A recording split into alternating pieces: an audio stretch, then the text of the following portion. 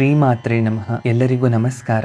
ಯಾವುದೇ ಒಂದು ವ್ರತವನ್ನ ಮಾಡುವಾಗ ಆ ವ್ರತಕ್ಕೆ ಸಂಬಂಧಿಸಿದ ಕಥೆಯನ್ನ ಕೇಳದೆ ಆ ವ್ರತವು ಪರಿಪೂರ್ಣವಾಗೋದಿಲ್ಲ ಅಂತ ಶಾಸ್ತ್ರವಾಕ್ಕು. ಹಾಗಾಗಿ ಇಂದಿನ ಈ ಶುಭ ಸಮಯದಲ್ಲಿ ವರಮಹಾಲಕ್ಷ್ಮಿ ವ್ರತದ ಕಥೆಯನ್ನ ಕೇಳಿ ಎಲ್ಲರೂ ಪಾವನರಾಗೋಣ. ಹಾಗೆ ವರಮಹಾಲಕ್ಷ್ಮಿ ವ್ರತದ ಪರಿಪೂರ್ಣ ಫಲವನ್ನ ನಾವೆಲ್ಲರೂ ಪಡೆಯೋಣ. ಶುಕ್ಲಾಂಬರಧರಂ ವಿಷ್ಣು ಶಶಿವರ್ಣಂ ಚತುರ್ಭುಜಂ ಪ್ರಸನ್ನವದನಂ ಧ್ಯಾಯೇತ್ ಸರ್ವವಿಘ್ನೋಪಶಾಂತಯೇ.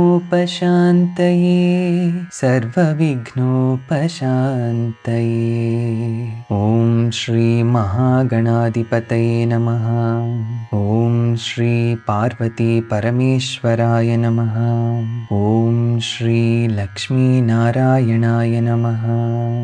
ಓಂ ಶ್ರೀ ಬ್ರಹ್ಮಪತ್ನ್ಯೈ ವಾಗ್ದೇವ್ಯೈ ನಮೋ ನಮಃ.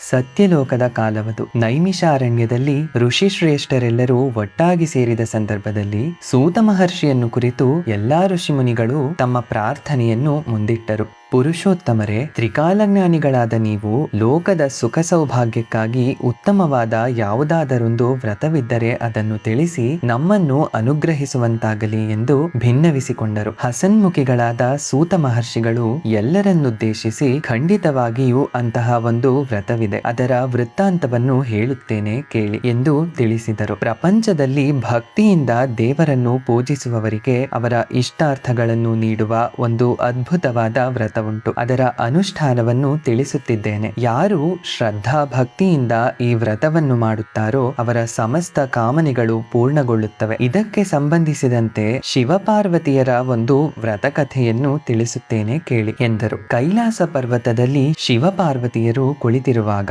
ಪಾರ್ವತಿಯು ಶಿವನನ್ನು ಕುರಿತು, ಪತಿಶ್ರೇಷ್ಠನೇ, ಪ್ರಪಂಚದ ಜನರಿಗೆ ಸಕಲ ಸುಖ ಸೌಭಾಗ್ಯಗಳನ್ನು ಪಡೆಯಲು ಶ್ರೇಷ್ಠವಾದ ಯಾವುದಾದರೂ ವ್ರತವಿದೆಯೇ? ದಯವಿಟ್ಟು ತಿಳಿಸಿ ಎಂದು ಕೇಳಿಕೊಂಡಳು. ಸಂತುಷ್ಟನಾದ ಪರಮೇಶ್ವರನು, ದೇವಿಯೇ, ಸರ್ವ ಸಂಪತ್ತು, ಪುತ್ರ ಪೌತ್ರಾದಿಗಳು, ಧನ ಕನಕಗಳನ್ನು ಪ್ರದಾನಿಸುವ ಶ್ರೇಷ್ಠವಾದ ವ್ರತ ಹೊಂದಿದೆ. ಅದೇ ಶ್ರೇಷ್ಠವಾದ ವರಮಹಾಲಕ್ಷ್ಮಿ ವ್ರತ. ಈ ವ್ರತವನ್ನು ಭಕ್ತಿಯಿಂದ ಹೆಂಗಸರು, ಗಂಡಸರು, ಮಕ್ಕಳು ಯಾರಾದರೂ ಮಾಡಬಹುದು. ಶ್ರಾವಣ ಮಾಸದ ಶುಕ್ಲ ಪಕ್ಷದಲ್ಲಿ ಹುಣ್ಣಿಮೆಗೆ ಸನಿಹದ ಶುಕ್ರವಾರದ ದಿನವೇ ಈ ವ್ರತವನ್ನು ಮಾಡಬೇಕು. ಕೀರ್ತನೆಯಲ್ಲಿ ಇರುವಂತೆ ಶ್ರಾವಣ ಪೌರ್ಣಮಿ ಪೂರ್ವಸ್ಥ ಶುಕ್ರವಾರೇ ಎಂದು ವರಮಹಾಲಕ್ಷ್ಮಿಯನ್ನು ಕರೆಯುತ್ತಾರೆ. ಈ ವ್ರತಕ್ಕೆ ಅಧಿದೇವತೆ ಮಹಾಲಕ್ಷ್ಮಿ. ಹಾಗೆ ಮಾಡಿದ ಪಕ್ಷದಲ್ಲಿ ಭಕ್ತರ ಅಭೀಷ್ಟೆಗಳೆಲ್ಲವೂ ಕೈಗೂಡಿ ಕಷ್ಟ ನಷ್ಟಗಳಿಂದ ವಿಮುಕ್ತಿ ಪಡೆಯುವರು. ಇದಕ್ಕೆ ಸಂಬಂಧಿಸಿದಂತೆ ಒಂದು ಕಥೆಯುಂಟು, ಅದನ್ನು ನಿನಗೆ ಹೇಳುವೆ ಕೇಳು ಎಂದು ಪಾರ್ವತಿ ದೇವಿಗೆ ಆ ಕಥೆಯನ್ನು ಹೇಳಲು ಸಿದ್ಧನಾದನು. ಒಂದಾನೊಂದು ಕಾಲದಲ್ಲಿ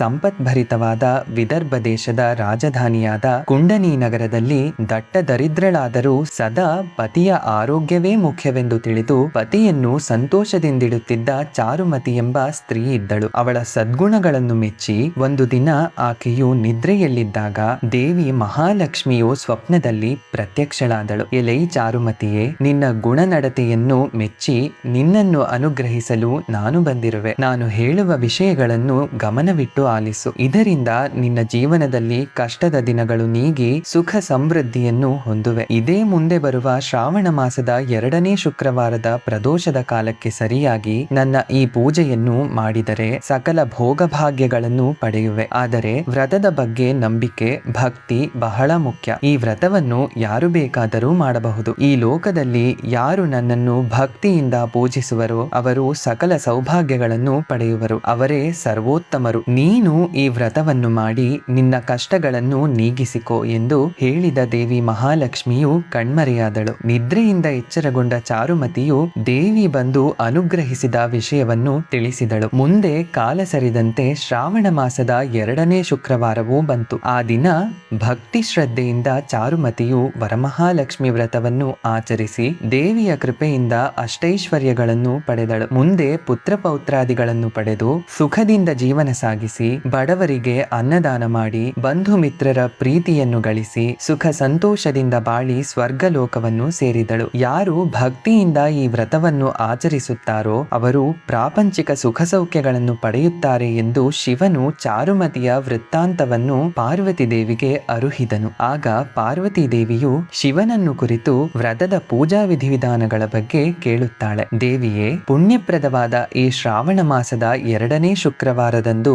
ಸ್ತ್ರೀಯರಾಗಲಿ ಪುರುಷರಾಗಲಿ ಭಕ್ತಿಯಿಂದ ಬೆಳಗಿನ ನಿತ್ಯ ಕರ್ಮಾನುಸಾರಗಳನ್ನು ಮುಗಿಸಿ ಶುಭ್ರ ವಸ್ತ್ರವನ್ನು ಧರಿಸಬೇಕು. ಮನೆಯನ್ನು ಅಲಂಕೃತಗೊಳಿಸಿ ಶುದ್ಧ ಸ್ಥಳದಲ್ಲಿ ಮಂಟಪವನ್ನು ನಿರ್ಮಿಸಬೇಕು. ಅದರ ಮಧ್ಯೆ ಪಂಚವರ್ಣದಿಂದ ಅಷ್ಟದಳ ಪದ್ಮವನ್ನು ರಚಿಸಿ ಅದರ ಮಧ್ಯೆ ಮಾವಿನ ಚಿಗುರುಗಳಿಂದ ಕೂಡಿದ ಕಳಶವನ್ನಿಟ್ಟು ಪ್ರಾಣ ಪ್ರತಿಷ್ಠಾಪಿಸಿ ಶ್ರೀ ವರಮಹಾಲಕ್ಷ್ಮಿಯನ್ನು ಪೂಜಿಸಬೇಕು. ದೇವಿಯನ್ನು ಷೋಡಶೋಪಚಾರ ಪೂಜೆಯಿಂದ ತೃಪ್ತಿಪಡಿಸಿ ಯೋಗ್ಯನಾದ ಬ್ರಾಹ್ಮಣನಿಗೆ ಭೋಜನ ಮಾಡಿಸಿ ಯಥಾಶಕ್ತಿ ದಕ್ಷಿಣೆಯನ್ನು ನೀಡಿ ಈ ವ್ರತವನ್ನು ಭಕ್ತಿಯಿಂದ ಮಾಡಬೇಕು. ಆಗ ಅವರ ಸಕಲ ಕಾಮನೆಗಳು ಪೂರ್ಣಗೊಳ್ಳುತ್ತವೆ ಎಂದು ದೇವಿ ಪಾರ್ವತಿಗೆ ಪರಶಿವನು ವ್ರತದ ಬಗೆಗಿನ ವಿವರಗಳನ್ನು ಸವಿವರವಾಗಿ ತಿಳಿಸಿದ. ಸೂತ ಮಹರ್ಷಿಗಳು ಋಷಿಮುನಿಗಳಿಗೆ ವ್ರತದ ಬಗೆಗಿನ ನಿಯಮಗಳನ್ನು ಹೇಳಿದಾಗ ಅವರೆಲ್ಲರೂ ಸಂತೋಷಭರಿತರಾದರು. ಇಂತಹ ಶ್ರೇಷ್ಠವಾದ ಪರಮ ಪವಿತ್ರವಾದ ವರಮಹಾಲಕ್ಷ್ಮಿ ವ್ರತವನ್ನು ಯಾರು ಮಾಡುತ್ತಾರೋ ಪಾಲ್ಗೊಳ್ಳುತ್ತಾರೋ ಅವರ ದಾರಿದ್ರ್ಯ ದುಃಖಗಳು ನಾಶವಾಗಿ ಅಷ್ಟೈಶ್ವರ್ಯ ಪುತ್ರ ಪೌತ್ರಾದಿಗಳನ್ನು ಪಡೆದು ಸಂತೋಷಪೂರ್ಣ ಜೀವನವನ್ನು ಪಡೆಯುತ್ತಾರೆ. ಇದು ಸದಾಶಿವನಾದ ಪರಮೇಶ್ವರನು ಪಾರ್ವತಿಗೆ ಉಪದೇಶಿಸಿದ ಕಥೆ. ಈ ಪರಮ ಪವಿತ್ರವಾದ ಕಥೆಯನ್ನು ಈ ಶುಭ ಸಮಯದಲ್ಲಿ ನಾವೆಲ್ಲರೂ ಕೇಳಿ ಧನ್ಯರಾದೆವು. ಶ್ರೀದೇವಿ ವರಮಹಾಲಕ್ಷ್ಮಿಯ ಪರಿಪೂರ್ಣ ಕಟಾಕ್ಷವು ಲೋಕದಲ್ಲಿ ಸತ್ಯ ಧರ್ಮ ನ್ಯಾಯಕ್ಕಾಗಿ ಬದುಕುವ ಸಕಲ ಪ್ರಜೆಗಳಿಗೂ ಅವಳ ಭಕ್ತರಿಗೂ ದೊರೆಯಲಿ ಎಂದು ಆಶಿಸುತ್ತಾ ಈ ಕಥಾಭಾಗವನ್ನು ಮುಕ್ತಾಯ ಮಾಡುತ್ತಿದ್ದೇನೆ. ಶ್ರೀಮಾತ್ರೇ ನಮಃ. ಸ್ತೋತ್ರಪ್ರಿಯ ಟಿವಿ ಕಡೆಯಿಂದ ಇಷ್ಟು ದಿನ ನೀವೆಲ್ಲ ಕಾಯ್ತಿದ್ದಂತಹ ಲಲಿತಾ ಸಹಸ್ರನಾಮ ಸ್ತೋತ್ರದ ತಪ್ಪಿಲ್ಲದ ಪಠ್ಯ ಈಗ ಲಭ್ಯವಿದೆ. ಈ ವಾಟ್ಸಾಪ್ ನಂಬರ್ ಮೂಲಕ ಈಗಲೇ ಹೋಗಿ ನೀವು ಆರ್ಡರ್ ಮಾಡಿ ಈ ಪುಸ್ತಕವನ್ನ ನಿಮ್ಮ ಮನೆಗೆ ತರಿಸ್ಕೋಬಹುದು. ಲಲಿತಾಂಬಿಕೆಯ ಪರಿಪೂರ್ಣ ಕಟಾಕ್ಷ ಎಲ್ಲರಿಗೂ ಸಿಕ್ಲಿ ಅಂತ ಹೇಳ್ತಾ ಕರ್ನಾಟಕದಾದ್ಯಂತ ಆ ಜಗನ್ಮಾತೆಯ ಭಕ್ತರಿಗೆಲ್ಲರಿಗೂ ವಿನಿಯೋಗವಾಗ್ಲಿ ಅಂತ ಕೇಳ್ತಾ ಈ ಪುಸ್ತಕವನ್ನ ಲೋಕಾರ್ಪಣೆ ಮಾಡ್ತಿದ್ದೀವಿ. ಶ್ರೀಮಾತ್ರೇ ನಮಃ.